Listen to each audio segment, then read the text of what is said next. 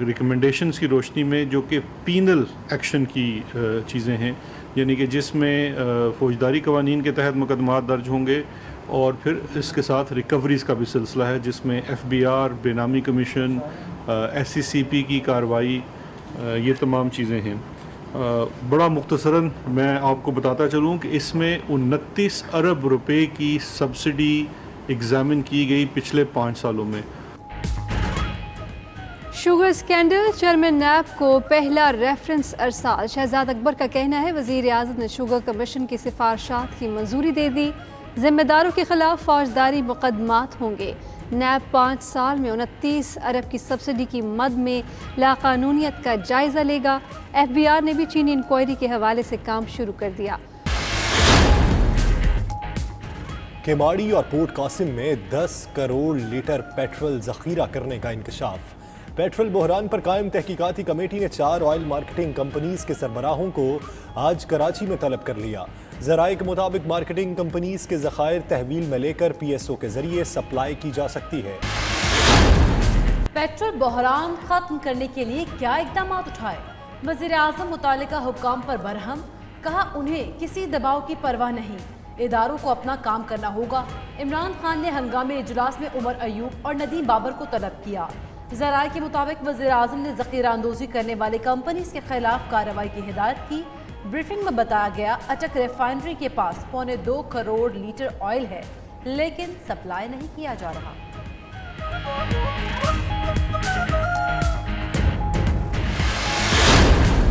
12 تاریخ کو آپ بجٹ دے رہے ہیں، 4-5 دن میں ہم بھی بجٹ دیں گے اپنا۔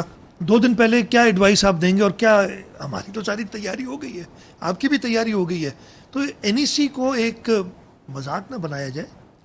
این ای سی کا میرا یہ خیال ہے کہ یہ فیبرری مارچ میں یہ والی میٹنگ ہونی چاہیے۔ قومی اقتصادی کونسل کو مذاق نہ بنایا جائے، بجٹ سے 2 روز قبل کون سا اجلاس کا فائدہ؟ وزیر اعلیٰ مراد علی شاہ کے وفاق سے گلے شکوے، پریس کانفرنس میں کہا انہیں اجلاس کے لیے اسلام آباد جانے سے روک دیا گیا، ویڈیو لنک پر اجلاس ہوا تو ان کی آواز بار بار بند ہوتی رہی۔ مزید بولے اس سال ترقی کی شرح -2.6% ہوگی، وفاق کا 2.1% کا دعویٰ جھوٹا ہے۔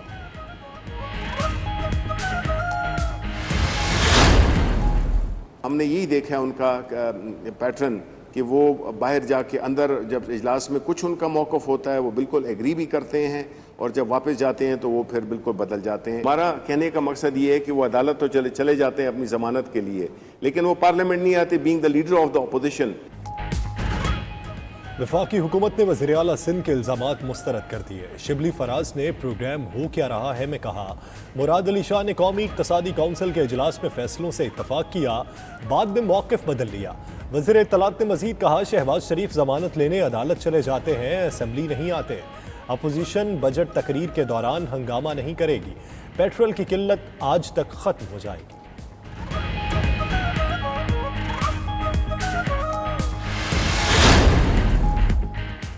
قومی اقتصادی کونسل کا اجلاس، آئندہ مالی سال کے ترقیاتی بجٹ کی منظوری، زراعت، صنعت سمیت جی ڈی پی گروتھ اہداف کی بھی منظوری دی گئی۔ پی ایس ٹی پی منصوبوں پر عمل درآمد تیز کیا جائے گا، ترقیاتی اہداف پر بین الصوبائی رابطے کے لیے ذیلی کمیٹی بنائی جائے گی۔ وزیر اعظم نے کہا زراعت، صحت، تعلیم کے شعبوں کی بہتری ترجیحات ہیں۔ اعلامیے کے مطابق شرکاء نے معاشی بہتری کے لیے حکومتی اقدامات کو سراہا۔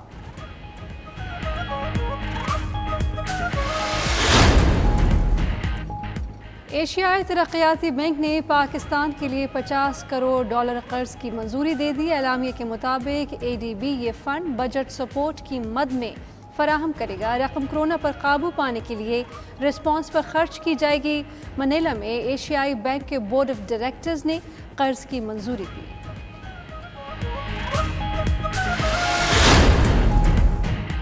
وفاقی حکومت کے ملک بھر میں شیڈول اور غیر شیڈول امتحانات فوری ملتوی کرنے کی ہدایت۔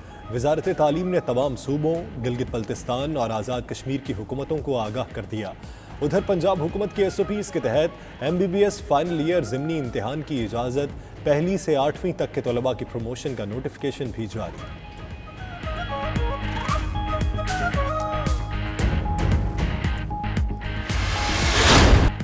وزیر اعلیٰ پنجاب کی زیر صدارت ریسورس موبلائزیشن کمیٹی کا اجلاس، وسائل میں اضافے کے حوالے سے سینئر وزیر عبدالعلیم خان کی سربراہی میں کمیٹی تشکیل، کمیٹی تجاویز کو حتمی شکل دے کر جامع پلان پیش کرے گی۔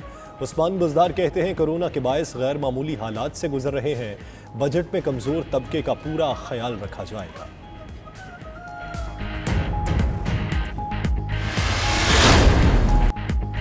جسم میں زندگی بن کر دوڑنے والا خون اب بنے گا شفا۔ خوش قسمت پلازما عطیہ کر کے ہم وطنوں کی زندگیاں بچا سکتے ہیں۔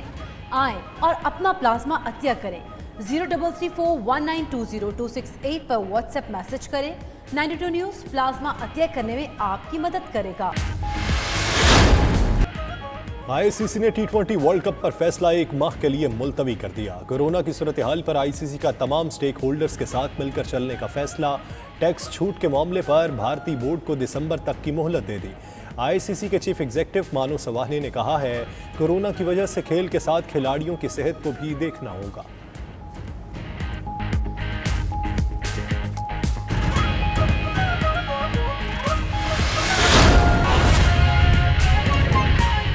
تیرہ لوگ ہیں اس میں این ای سی میں، 8 صوبوں سے ہوتے ہیں، ہر صوبے سے 2، 4 پرائم منسٹر کے نامنی ہوتے ہیں اور 1 پرائم منسٹر صاحب خود اس کو ہیڈ کرتے ہیں۔ 13 لوگوں کی یہ باڈی ہے۔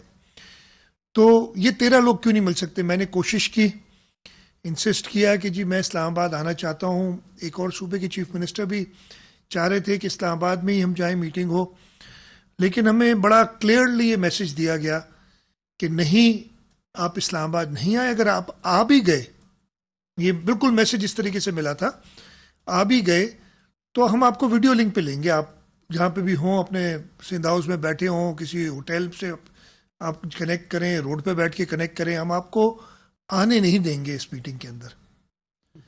یہ میں نے پرائم منسٹر صاحب سے بالکل اسی طریقے سے ذکر کیا۔ پرائم منسٹر صاحب نے کہا جی میری ایسی کوئی ڈائریکشن نہیں تھی۔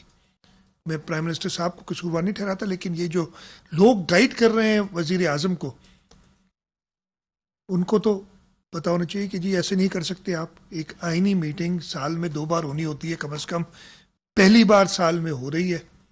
مجھے امید ہے 30 جون سے پہلے شاید ایک اور میٹنگ بلا لیں، لیکن مشکل ہے۔ اس میٹنگ میں صوبائی چیف منسٹرز کو کہا گیا کہ آپ اپنے اپنے صوبوں میں رہیں۔ کیبنٹ میٹنگ میں جہاں 50 لوگ ہوتے ہیں، آج میں نے جب یہ ذکر کیا تو پرائم منسٹر صاحب نے کہا نہیں جی ہم نے کیبنٹ میٹنگ بھی 2 جگہ کی تھی، یعنی آدھے لوگ ایک جگہ موجود تھے، آدھے لوگ دوسری جگہ۔ میں نے کہا وہ تو 50 ہے نا، یہ تو 13 لوگ ہیں۔ 13 لوگ تو ایک کمرے میں بیٹھ سکتے ہیں، اور ٹھیک ہے اگر کوئی سپورٹ سٹاف چاہیے وہ کسی اور کمرے میں بیٹھ جائے، کسی اور جگہ پہ ویڈیو لنک سے آ جائے، لیکن جو آفیشیل ممبرز ہیں جو آئین میں جن کا ذکر ہے وہ تو آنے چاہیے تھے۔ تو خیر یہ میں نے پہلا اعتراض اور اپنا شکایت پرائم منسٹر صاحب کو کی۔ پرائم منسٹر صاحب نے بہت مہربانی کی، انہوں نے کہا کہ جی میں خود چاہتا ہوں کہ یہ فیس ٹو فیس ہو، اللہ کرے گا انشاءاللہ تعالی فیس ٹو فیس آگے کریں گے۔ لیکن آج کی میٹنگ تو اب میں اس وقت تو اڑ کے جا نہیں سکتا تھا اسلام آباد، جب انہوں نے کہا کہ نہیں آپ آ سکتے ہیں، بہت زیادہ دیر ہو گئی تھی تب تک۔ میٹنگ کے 6 ایجنڈا آئٹم تھے، میں سے میں صرف 2 کا ذکر کروں گا، باقی اتنے امپورٹنٹ نہیں تھے۔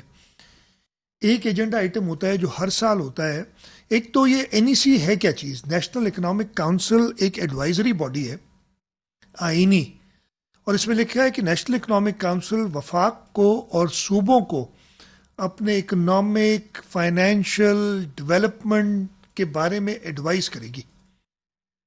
اچھا، اس ایڈوائز پہ پھر صوبے، وہ کوئی پابند نہیں ہے وفاق یا صوبے، این ای سی کی ایڈوائز پہ وہ صوبے اپنا بجٹ بناتے ہیں اور سب کچھ۔ میں نے دوسرا اعتراض یہی تھا کہ پرائم منسٹر صاحب میں نے سنا ہے 12 تاریخ کو آپ بجٹ دے رہے ہیں، 4-5 دن میں ہم بھی بجٹ دیں گے اپنا، تو یہ ہم کیوں آپ 2 دن پہلے کر رہے ہیں میٹنگ، وہ کیوں کریں؟ کیوں آپ 2 دن پہلے کر رہے ہیں میٹنگ، وہ کیوں کریں؟ نہ وہ کیوں کریں؟ 2 دن پہلے کیا ایڈوائس آپ دیں گے؟ اور کیا ہماری تو ساری تیاری ہو گئی ہے، آپ کی بھی تیاری ہو گئی ہے، تو این ای سی کو ایک مذاق نہ بنایا جائے۔ این ای سی کا میرا یہ خیال ہے کہ یہ فیبرری مارچ میں یہ والی میٹنگ ہونی چاہیے۔